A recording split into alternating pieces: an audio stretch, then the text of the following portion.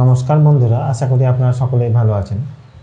আপনারা দেখছেন XAU USD gold versus ডলারের ট্রেডিং চার্ট।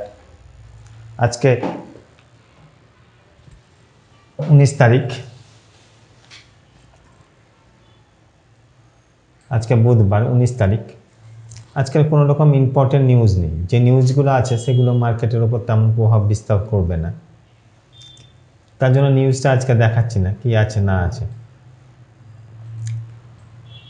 দেখুন, আমি বারবারই বলেছিলাম যে উইকলিতে আমরা বাইরে আছি, যতক্ষণ না যে এই ক্যান্ডেলটা আছে, এই ক্যান্ডেলটা নিচে ক্যান্ডেল ক্লোজ করছে। এই ক্যান্ডেলটার যেটা শ্যাডো আছে, এই শ্যাডোর নিচে যদি ক্যান্ডেল ক্লোজ করে দেয়, তাহলে উইকলিতে আমরা সেলে কনভার্ট হবো। সেল দেখবো কত দূর অবধি? এত দূর অবধি, এই লেভেল অবধি সেল দেখবো, এই 3444 অবধি সেল দেখবো। যদি উইকলিতে এই ক্যান্ডেলটার নিচে ক্যান্ডেল ক্লোজ করে দেয়, তাহলে আমরা সেল দেখতে হবে। আর আসা যাক ডেলি ক্যান্ডেলে। ডেলি ক্যান্ডেলে দেখুন কি সিচুয়েশন ক্রিয়েট হয়েছে। ডেলিতে আমি বলেছিলাম যে এই যে একটা লেভেল আছে, এই লেভেলের উপরে যদি ক্যান্ডেল ক্লোজ করে দেয়, তাহলে আমরা বাই দেখব। আমরা স্ট্রাকচারটা যেটা সেলিং স্ট্রাকচার আছে, সেটা বাইং স্ট্রাকচারে কনভার্ট হবে। এই দেখুন, এই লেভেলটার উপরে দেখুন ক্যান্ডেল ক্লোজ করে দিয়েছে। এই লেভেলটার উপরে ক্যান্ডেল ক্লোজ করছে, রিটেস্ট করতে নিচে নেমেছে। রিটেস্ট করতে নেমেছে, সেল দেখব কখন? সেল দেখব আমরা যতক্ষণ না এই লেভেলটার নিচে ক্যান্ডেল ক্লোজ করছে। এই 3898 নিচে যদি ক্যান্ডেল ক্লোজ করে দেয়, নিচে ক্যান্ডেল ক্লোজ করে দেয়, তাহলে আমরা তখন সেল দেখতে থাকবো। ডেলিতে তখন সেলিং স্ট্রাকচারে বেসিসে সেলিংয়ে কনভার্ট হবে। এখন রিটেস্ট করতে নিচে নেমেছে, উপর দিকে রিটেস্ট করে উপর দিকে ওঠার চেষ্টা করছে। আসা যাক H4 ক্যান্ডেলে। H4 ক্যান্ডেলে দেখুন কি সিচুয়েশন ক্রিয়েট হয়েছে।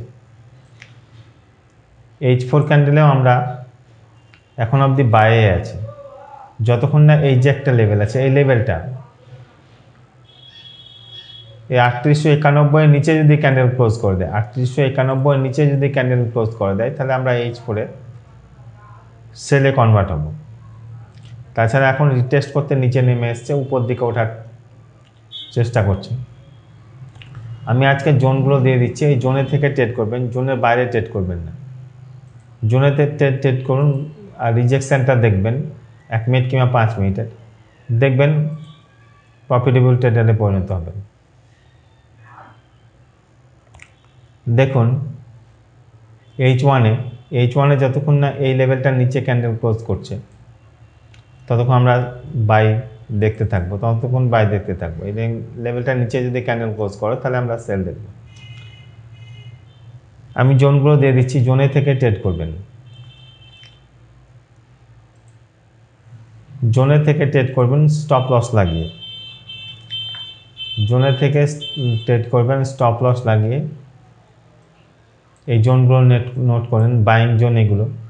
এখানে দেখবেন রিজেকশান, দেখবেন ট্রেডে এন্ট্রি নেবেন স্টপ লস সঙ্গে। এখানে দেখবেন রিজেকশান, দেখবেন ট্রেডে এন্ট্রি নেবেন। এখানে দেখবেন রিজেকশান, দেখবেন ট্রেডে এন্ট্রি নেবেন। এগুলো সব বাইং জোন।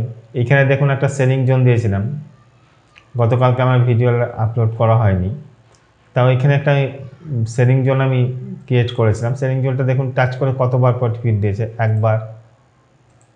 কতবার প্রফিট দিয়েছে সেটাই দেখুন, দেখুন 1 বার, 2 বার, 3 বার, 4 বার। এখানে রেজিস্ট্যান্স জোনে এখন আছে। একবার একটা জোনে যখন 2 বার প্রফিট দিয়ে দেবে, সেই জোনটা কিন্তু আর না ধরাই না এন্ট্রি নেওয়াই ভালো, প্রচণ্ড রিস্ক হয়ে যায়। যদি একটা জোনে 2 বারের বেশি প্রফিট দেয়, তখন না এন্ট্রি নেওয়াই ভালো। এটা যদি উপরে ক্যান্ডেল ক্লোজ করে, এই 30 মিনিটের ক্যান্ডেলটা যদি উপরে ক্লোজ করে, রিটেস্টে আমরা বাই দেখব। রিটেস্টে বাই দেখব, আর এই নিচে স্টপ লস লাগাবো। এই 4074-এ স্টপ লস লাগাবো, আর 80-তে এন্ট্রি নেব। এখানে এন্ট্রি নিয়ে এখানে স্টপ লস লাগাবো। যদি এই 30 মিনিটের ক্যান্ডেলটা উপরে ক্লোজ করে, উপরে ক্লোজ করে। তাছাড়া এন্ট্রি নেওয়া এখানে প্রচণ্ড রিস্ক, কারণ এই জোনটা 4বার প্রফিট অলরেডি দিয়ে দিয়েছে, অলরেডি 4বার প্রফিট দিয়ে দিয়েছে, 1বার 2বার 3বার 4বার প্রফিট অলরেডি দিয়ে দিয়েছে। এখানে এন্ট্রি নেওয়া প্রচণ্ড রিস্ক।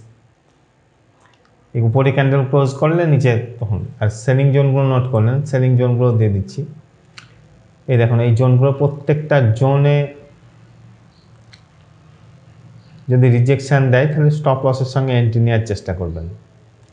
আর যেহেতু এখন বাইং প্রেসারটা বাইং আছে, বাইং প্রেসার আছে, বাই নেওয়ার চেষ্টা করবেন, বাই নেওয়ার চেষ্টা করবেন, বাই নিয়ে হোল্ডে থাকার চেষ্টা করবেন। ধন্যবাদ।